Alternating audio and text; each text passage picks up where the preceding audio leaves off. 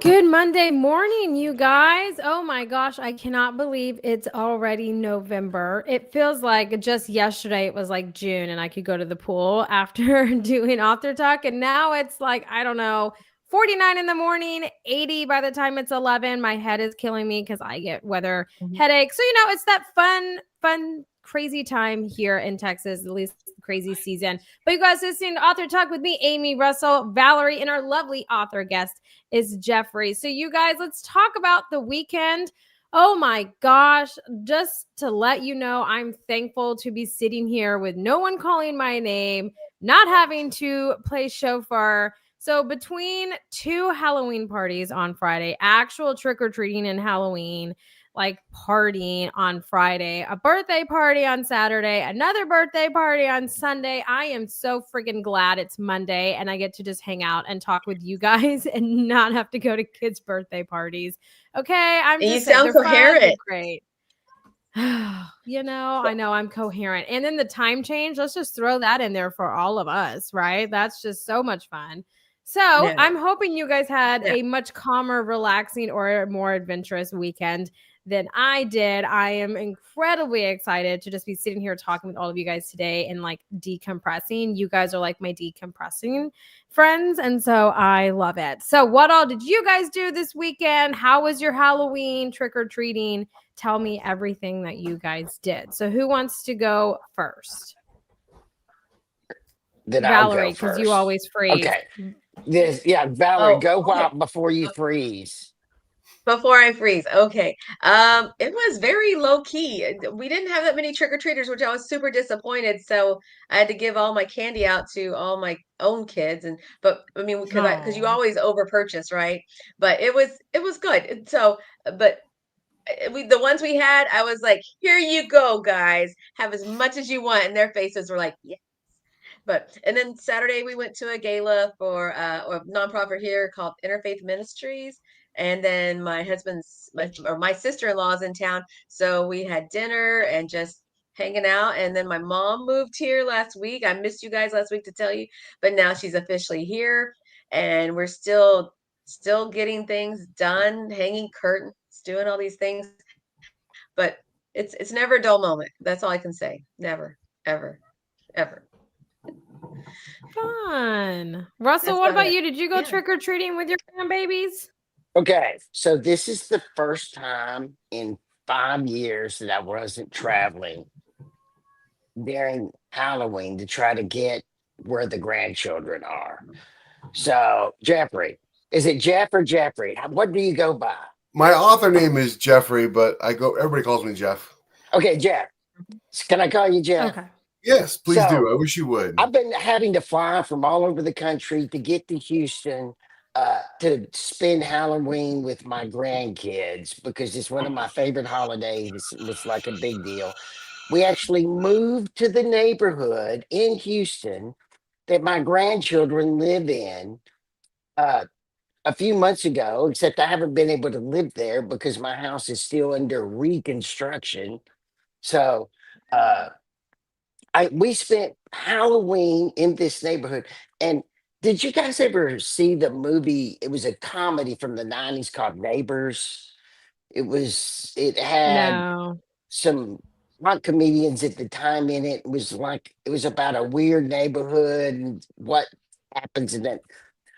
I have moved into some kind of weird from a time machine from the 50s or 60s. I moved into that neighborhood because it's like every block has kids playing in the street. In the house Yeah. that they're rebuilding for me, there's 6 kids on the left of me and 5 kids on the right. The whole block and the whole neighborhood's like that. And Halloween night, it was like every block was having a block party during Halloween where the Ah, kids are running all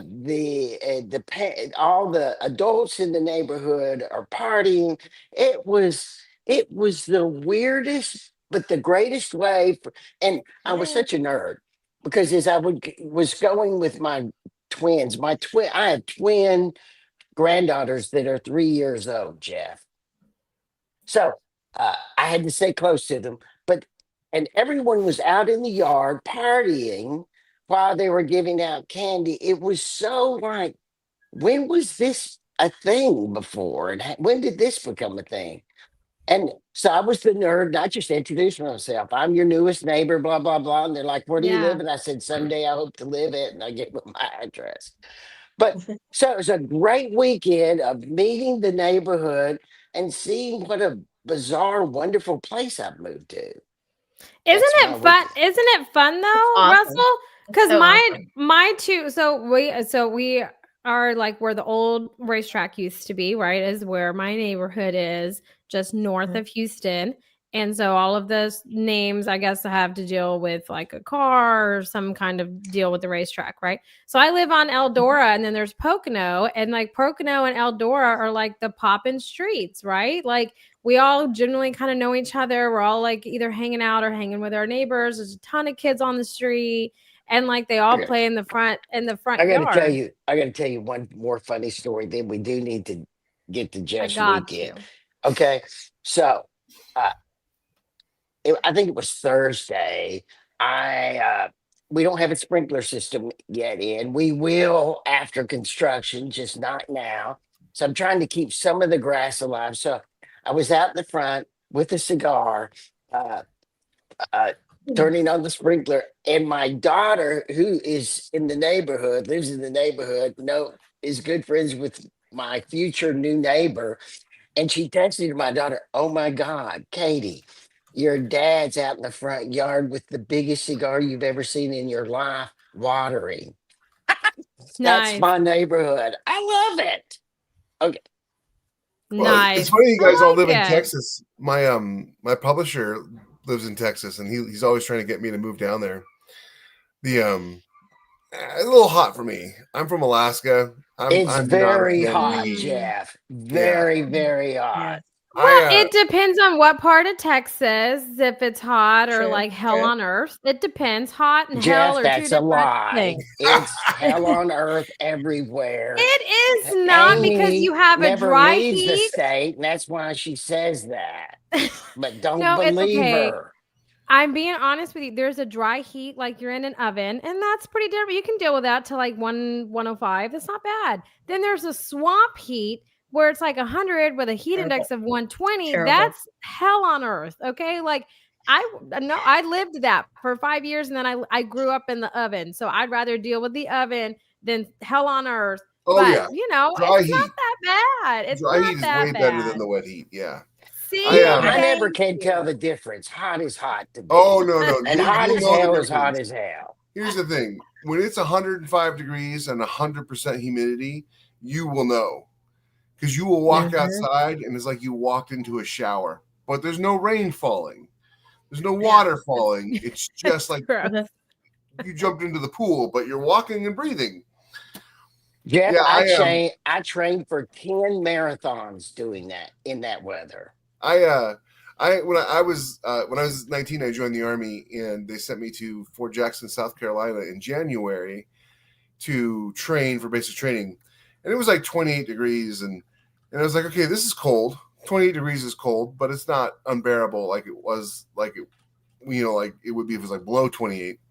And then and everybody was like, well, you're from Alaska, you should be fine. I'm like, I still get hypothermia. That still happens.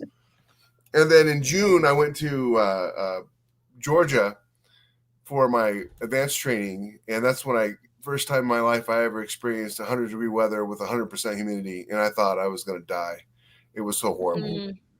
But Have you haven't been to Houston?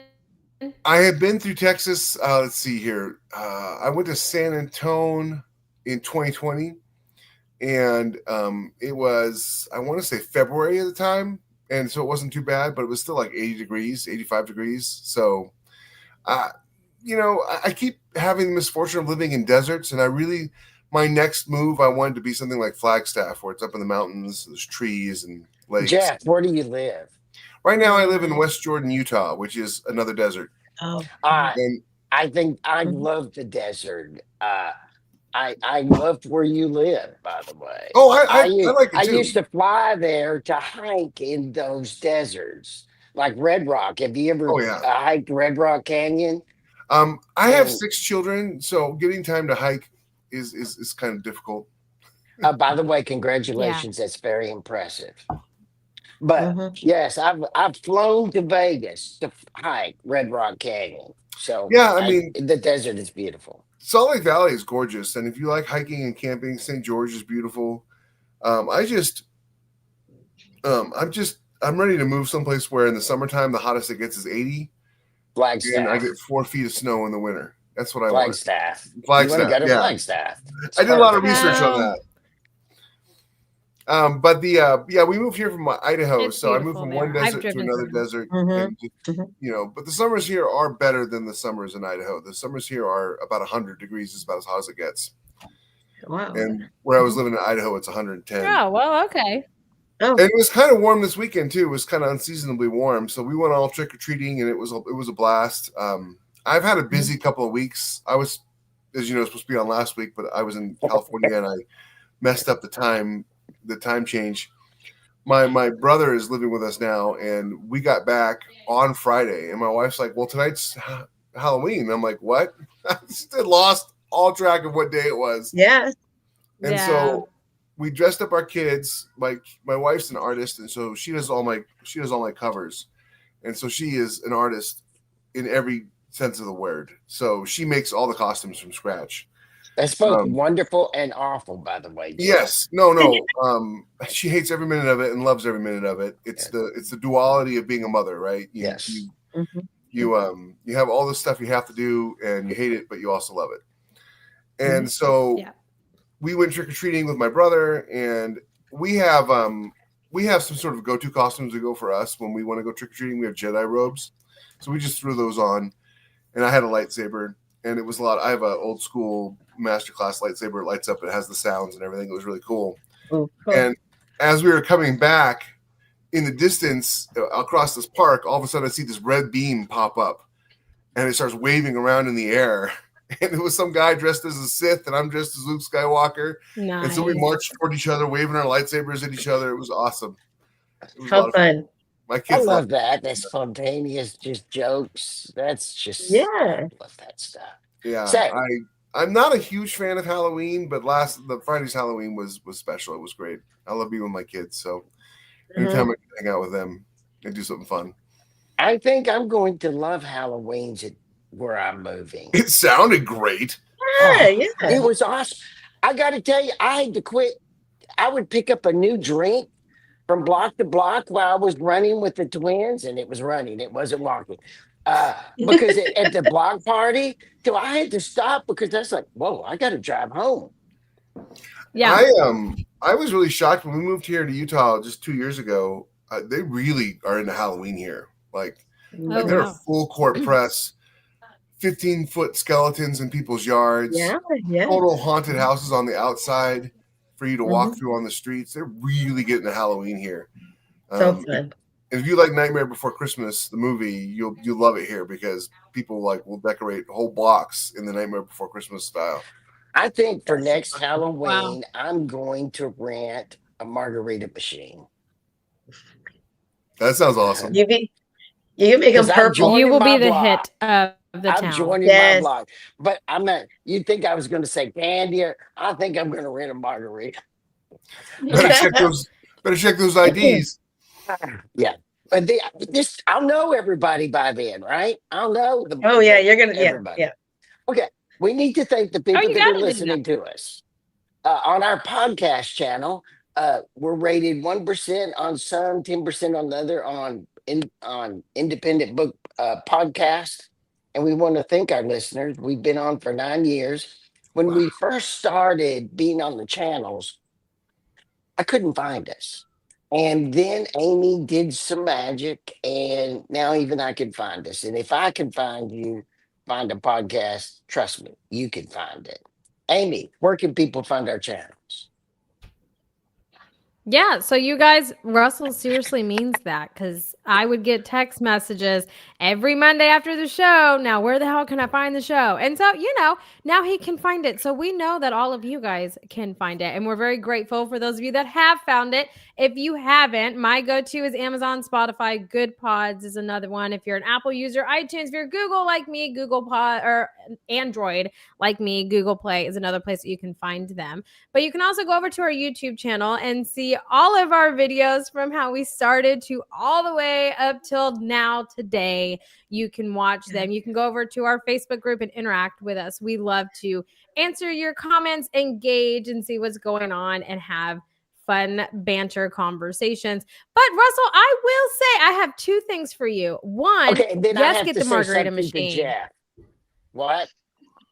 Okay, good. So one, you need to get the margarita machine because the guy across the street from me has a margarita machine. He had 4 different kind of margaritas and 2 Crown Royal slushies, and he was sold out before the end of the night. So you have to I'm so go. going to Dang. do And it. number 2, I mean, that's my neighborhood. yes, Yeah. you have to. He's great. He was the first house we hit up, but we're good friends with him, so it makes sense. But 2, how come when Jeff has 6 kids and you're like, oh, that's so great, you love it, but me that has 2, you call me careless? I don't Because you understand it. were I don't think that's careless. fair. I'm 'Cause you were giving you hell careless. for it.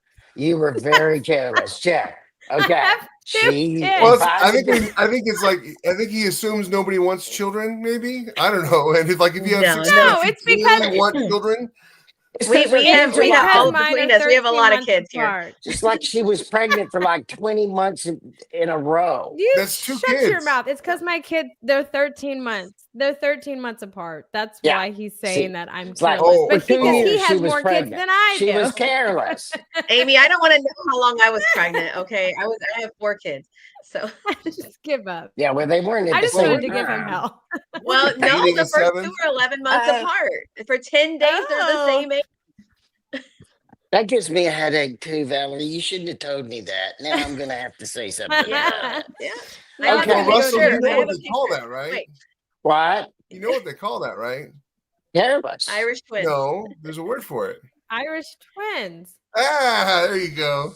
Yes, it could. No. Yeah. It's okay. I have Honestly, a I picture wish of we'd had our me kids sitting. closer Yeah, together because a lot of their personality conflicts come in because most of them are about 2 to 3 years apart, and their personality Yeah. conflicts come into play at certain ages like 6 and 4 and 12 and 8.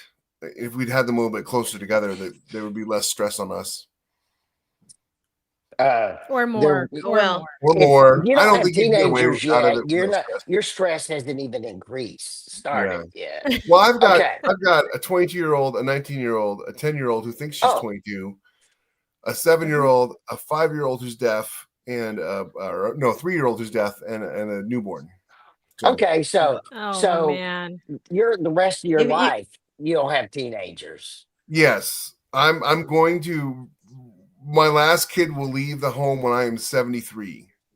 Yes, you're careless Assuming we too, don't have another Jeff. one. Assuming I mean, what else am I doing with my life? What better thing to do than to have there children? is nothing better. I got to tell you, there is nothing better or anything worse. It's the same. Okay. I want to change the subject. I want to talk about Jeff's writing for a minute before All right. we give this to Valerie. Who's writing? I don't to write. ask questions. Okay. I'm your target audience. You okay? Because when after I read, The Life of Cato or whatever I'm reading right now, I'm reading a book about Van Gogh. I will, as soon as I finish that, I buy what I call space opera or space shoot 'em ups, science fiction with spaceships in it. I buy a couple of those books, and that's what I read next when I need uh, what fun reading that I don't have to, memorize the book. So I'm your target, okay? And so I'm very excited to hear what am I reading next. Well, it's interesting you Because say I'm that. actually going to buy this. My target audience is important, right? Like Mhm. like you guys have a target audience with your podcast, right? And you don't try to sell your podcast to people who aren't your target audience. Like I'm on here, I'm an author, so obviously your target audience is readers. You are not going after moviegoers. You're not going after whale watchers, or you're not going after map makers. You're going after readers. And so it's really important to have a target audience. Now, that doesn't mean everybody can't enjoy your podcast, because you guys are funny and you're clever and you have interesting things to say. So everybody can enjoy it. But yeah, I have a target audience too. They're men 34 to Russell's age and older. And they're mostly people who grew up watching military movies, reading military books, And watching watching G.I. Star Joe, Trek. watching Star Trek, watching Battlestar Galactica. And if you like all those things, whether you're a man or a woman, you're going to like my books. I can see who my audience is based on my YouTube channel and based on my Facebook ads. It's like 99.5% men. That doesn't mean I don't have female characters. Okay, I have to ask another question before we get to Valerie then, because you're Okay. blowing my mind. Okay, 80% of my books are read by women. So our books are, it's the opposite. 80% of all readers are women. Yes. My question to you is, how does it affect your writing of the next books that 90% of your readers are men? Because I got to tell you, my feedback from my readers, and it was all women, affected what I did in the next books because of it. Anyways, what's your That's a answer? great question. And there are a lot of writers who write that way. I kind of write toward my target audience. My target audience is described by what they like, not by who they are. I know that they're mostly men because I see the marketing information on Facebook and YouTube. But it's more of, if you like these things, if you like these books, that's my target audience. It just so happens that my target audience is mostly men, and men tend to like things and situations versus people and relationships. Now, I do have people and relationships in my books. The main character, he's a commanding officer. He's a very much a Captain Kirk kind of character who is, he commands a ship and he's in charge, but he's also like a really always trying to do the right thing by his crew and by his moral code. He has a love interest throughout the whole books, just one. He's not that quirky. And she's a very interesting character. While he is absolutely the main character, almost all the books have a subplot with her because she's a spy.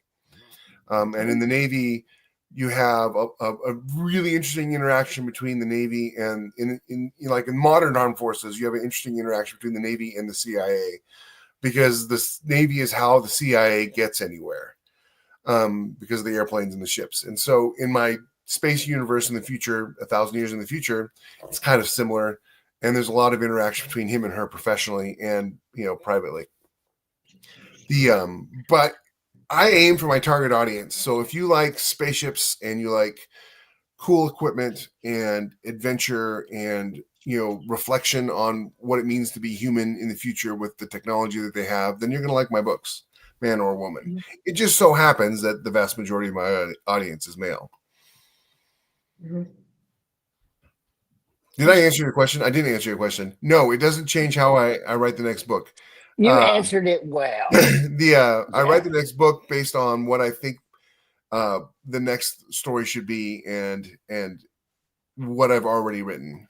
So I tend not to incorporate audience feedback into my stories or anybody's feedback. How do you tend to do that? Because I couldn't resist it. After my first book, I got a roaring reaction about what they wanted to know next. Did you get audience feedback before you wrote your first book? No. And they liked it? Yeah. The problem with audience feedback is people think they know what they like, but they don't really know what they like. No, you're right. I got to give this to Valerie. We got to get to your book, though. Yes. All right. So let's talk about Against All Odds. Right. Yes. So this is the first book of all your series. Is that correct? It is my first military sci-fi in the Grimm's War series. It wasn't my first book, which I'm grateful for, because it would have sucked if it was my first book. So tell us, I guess, what led you to this particular series first? Tell us about your other work, and then we'll jump on the new one. I've always loved military sci-fi. I grew up reading Heinlein and Ben Bova and Arthur C. Clarke and all those grandmasters of sci-fi. And I've always loved military sci-fi, when I first started getting into writing, though, seriously, I mean, I've been writing since I was a little kid, but when I first started, like, I'm going to make this a career, I knew I was self-aware enough to know that I wasn't very good. And one of the things I've learned in my life is you don't know what you don't know. And I didn't want to get into writing in my genre where I imagined these, grandmasters would see my works from heaven and be like, you suck, you're insulting us.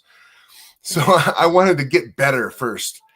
And so I wrote a series, an urban fantasy series that got published by Kindle Press under a pen name. And it did really well. And that gave me the confidence to know that I could do this. And then I wrote a superhero series that I self-published. And it was for self-published, it was wildly successful. It's the one behind me. You can kind of see it. Nice. And I wrote a spin-off superhero series of that called Wraith, which was sort of a Punisher-esque series that people really liked. And once I'd done all that, I approached a publisher, which is Athon Books, and they're genius. And I pitched them the idea for Grimm's War, and they really liked almost nothing about it. And they asked me to change a whole bunch of stuff, which I did, and it was all for the best.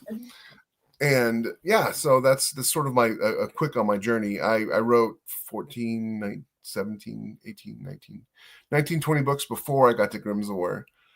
Amazing. They were all, 50 to 70,000 words, and the Grimm's War books are all 100,000, 120,000 words. So it's a wildly different process. Mm-hmm. And what, I guess, jumping to that word length, or I'm sorry, character length, why did you want to go that deep? The stories I've always wanted to tell, I wanted them to be memorable and I wanted them to be epic. And, I really enjoy writing the superhero stuff that I wrote. I grew up reading comic books. I learned to read on Amazing Spider-Man, and so I love writing superheroes, and they can be deep, but they're mostly like a first-person action adventure narrative. And there are moments in them that are powerful, but in order to really tell a well-rounded story that people remember, I feel like you really need more words. At least I do, anyways. More words to write, and I really worked hard to figure out how to write a 100,000 word novel that allowed you to turn the page just as fast as a 50,000 word novel. Exactly. Exactly. Which is why people, I teach elementary school, so they love Harry Potter. They don't care how big the books are. They don't care how many there are. They want to be there. And I feel like this might be the case as well with your story, since you're going to go into 9 books. Is that right? Yeah, I'm working on book 9 right now. So the last one came out in May. It's Grimm's Legacy. Despite the title, it is not the last book. I got that a little bit, and it's like I didn't think about it when I named it. And I have a naming convention. So every other book is Grimm something. Like the first one's Against All Odds. The second one's With Grim Resolve. The third one is One Decisive Victory, etc. I borrowed that from the brilliant David Weber, who's a genius, and I love his work. He writes the Honor Harrington novels. Every other book is Honor or something, and then the normal book names. And I think it helps people remember like what the series is and who it's about. And I wanted to write something people would remember. And you're right, that if they like the story, they'll tell you all kinds of reasons why they won't read a book, and they'll tell you all kinds of reasons why they will read a book. But ultimately, the only thing you can really look at is, did they read the book and did they buy the next one? True. Because the reasons they give you aren't true. My favorite review of all time is actually on one of my Arsenal books. It was like book 6. And I'm a huge fan of Princess of Mars. I don't know if you guys have ever read that. The old Princess of Mars books, John Carter of Mars, brilliant books. And the author, Edgar Rice Burroughs, was just a master of how to do a cliffhanger, just an absolute genius on cliffhangers. And so I used a lot of what he did in my Arsenal books. And I got to like book 6, and I got this review on it like 2 hours after the book dropped, right? Somebody just got it and read the whole thing. And they're like, enough with the cliffhangers over already. I hate them. 5 stars. Can't wait for the next book. Okay, that is awesome. So good. Yeah. Yes.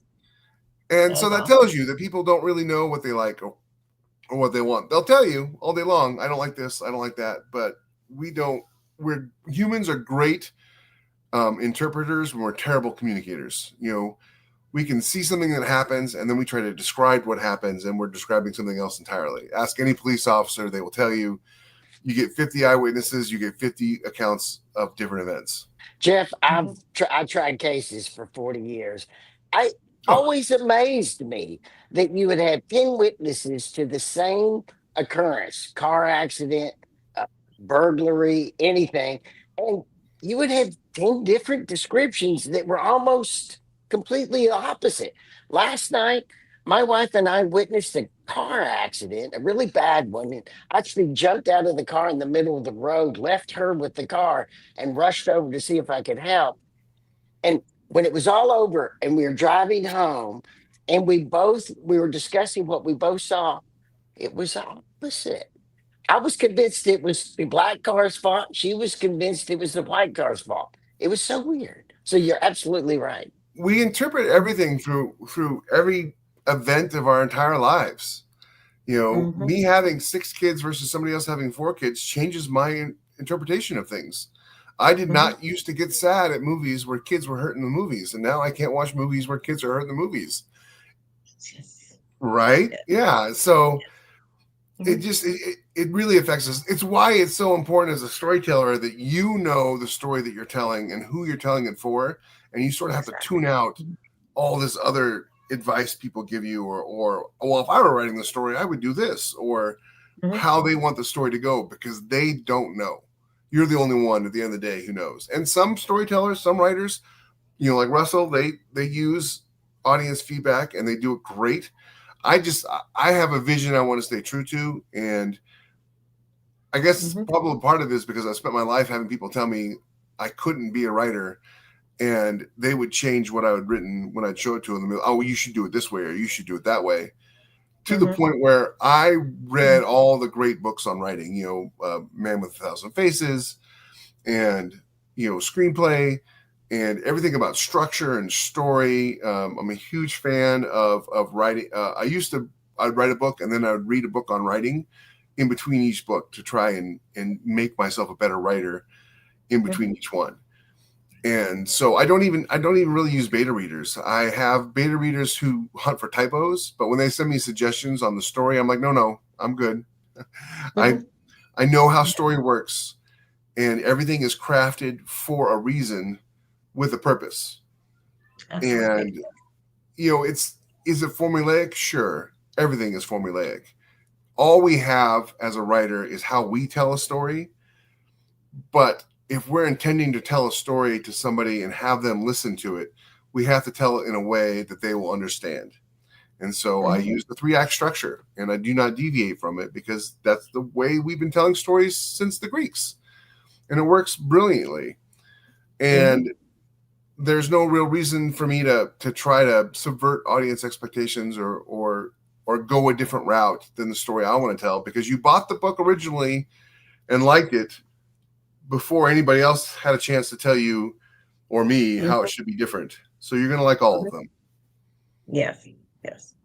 And so let's go ahead and tell us about the new book. The first one, you will Introduce us to the story. Yes. It's really, going back to what I just said about how there's no real new way to tell a story. It's just how you tell a story. There's nothing new or original about my books. It's a redemption story about an officer who does everything right in a combat situation, and it turns out disastrously. And it's not his fault. He's not to blame, but he's blamed anyways. And Russell, if you are a prosecutor or a defense lawyer, you know exactly what I'm talking about, how you can navigate a situation, make all the right decisions, and everything still goes wrong.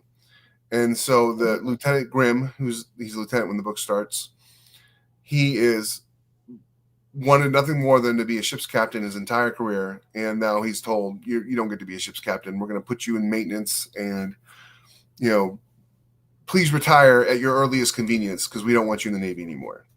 But he's just too stubborn and he won't do it. He has a goal and he's going to see that goal through.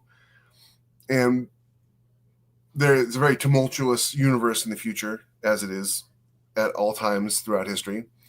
And an opportunity arises where they need a disposable ship's captain, and they send him. But as the blurb says, no one told him he was disposable. So he gets into a situation and he just does what he always does.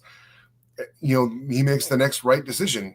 And it just turns out that this time, as he makes the right decisions, he uncovers a huge conspiracy that, changes the, intergalactic politics, and, allows him to redeem himself for the mistake he didn't make. But it still, wrecked his career and wrecked his reputation. That sounds like a very tumultuous journey for your character. How did you plot that out? Yes, absolutely. I didn't plot out my 50,000 word books like my superhero stuff. I just well, this book should be about aliens, and so I would just write, and because I knew the characters really well, and I'm writing from one character's perspective. It's super easy, so to speak. Her name is Arsenal, so it was like, okay, I got to add a new weapon to her armor in this book, and she's fighting aliens, so she got to do this, and it was just a lot of fun. But with these books, I've got 9 or 10 POVs. I've got a lot of science involved that I have to know, even if it's not necessarily involved in the story itself. Excuse me. There's different cultures that I have to understand, that I have to do research on, different perspectives. One of the main characters is a cook, and he's the ship's cook, and he's from a Hispanic culture. My wife's Hispanic, so I lean on her a lot for that.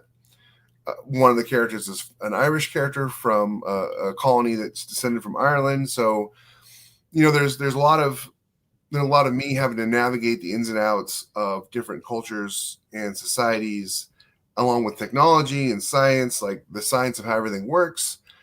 I don't always explain all the science, but it's important that I understand the science so that I know when to deviate from what is possible and what is theoretical. And I try to maintain, in the fiction, I try to maintain as much realistic science as possible, so that when I do have to deviate, the people who are very much science-minded are like, okay, well, I'll forgive him for that because, he got this other piece of physics right. So, we'll forgive him as faster than light travel. That's great. Excuse me. Russell, did you want to jump in? You look very anxious. Yeah. So how would you compare the science part of what you write and your requirements to like the Expanse series? The Expanse series, it's so funny, is I get a lot of if you like the Expanse, you'll like Grimm's War. And Well, of I course, see the we already comparison. know I'm going to like Grimm's War. I see the comparison. The tone is wildly different in my books. My books are much more optimistic and hopeful. And, I like to think that you'll walk away from reading Grimm's War feeling better about being a person and being inspired, to what humans are capable of, the great things that humans are capable of. Because there's a lot of fiction out there that tells you the horrible things that humans are capable of. And I've always been more of the hopeful, inspirational aspect of fiction. So the science in Expanse is a little different than what I do. The science in Expanse is really, it's hard science fiction if you've never read science fiction. It's not if you have. And so in that vein, I am similar. I 70% of everything that happens in the book science-wise is 100% accurate. 30% is basically magic. It's not. I hate calling it that, but it's based on theories, but there's no proof that any of it would ever work. And that's kind of how the Expanse is. They have magic fuel that lets their ships go really fast. And, Exactly. they have somehow figured out how to change the orbital spin of planets, but he never talks about how they do that. Things like that. So I read book 1 of the Expanse, and Miller was my favorite character. And then I found out that he, dies. And so I was like, okay, I'm not going to read anymore. But I did like that book. You should go back. Miller does not die in the first book. He goes No, I on, read the first book. and then he comes back in the last book. Yeah, I might. It's. You see, I'm totally one of your customers. It's totally. It's funny thing is I love reading. It's why I'm a writer. I love reading. Right. And then you become a writer, and your days are full of, okay, I have to write 3,000 words today. I have 6 children. I have a wife who I'd like to stay married to. I have a house that I have to take care of. when do you have time to read anything? And then when you do, it's like the last thing you want to read is science fiction because that's what That's your what you're mornings are full of. writing. I totally So get I have it. read more fantasy, more epic fantasy, more sword and sorcery in the last 8 years as a writer than I did the 20 years before that. Mm-hmm. I totally get it. But yeah, no, I Mhm. enjoy The Expanse. If you like The Expanse for the science and for the exploration possibilities of it, then you'll love Grimm's War. The Expanse characters are much more dark and gritty than mine are. Good. Because And they're while really dark and gritty. I do have a few characters that occasionally are that way. There's a special forces operator who is, 5 seconds away from burnout in one of the books, and he gets pretty dark. The vast majority of my characters are just people trying to, serve their nation and do their duty and do the right thing at the end of the day. Mm-hmm. Mm-hmm. Go back, Valerie. You can have it back. Okay. Okay, let me reset. So what do you think people are going to take away from this new story? Oh boy! So going back to what we were talking about, the way I write, I do have a target audience, obviously, but Mm-hmm. you know how we were saying that everybody who sees a car accident has a different version of it. I like to leave enough room in my books that for you, the audience, for the reader, right? Because it's a collaborative it's a collaborative medium at the end of the day. So when you're reading a book, you have all of your history that I have no idea what that is, all of your experiences, all of the people you admire in your head. I've had people email me and say, "Oh, this character is clearly an analog for this politician or this guy here or this actor or whatever." No, it's Yes. not. But I'm glad you saw that. Yes. So I like to leave that room open for you to have your own takeaway. There are themes that I have, which is duty, honor, courage, which is the theme for all of the books. And then I have individual themes like redemption. One of the books is really heavily about how you don't leave people behind, that kind of thing. But what you take away from it is really dependent on what you bring to it. My hope is that you'll take away feeling inspired. You're feeling like, hey, you know what? People can be good, and the world is not coming to an end. And yeah, we've always been at war since the moment we crawled out of the primordial soup. But that doesn't mean that there isn't hope for the future. Mm-hmm. But what you I take like that. I like individually, what you take out of it, that is entirely dependent on you. My hope is that you'll enjoy it and you'll leave a good review. Exactly. So, Jeff, where can people find your books?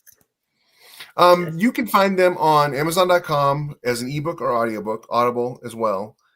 And recently now in Barnes & Noble, thanks to Simon & Schuster and Athon Vault, which is my publisher's new imprint.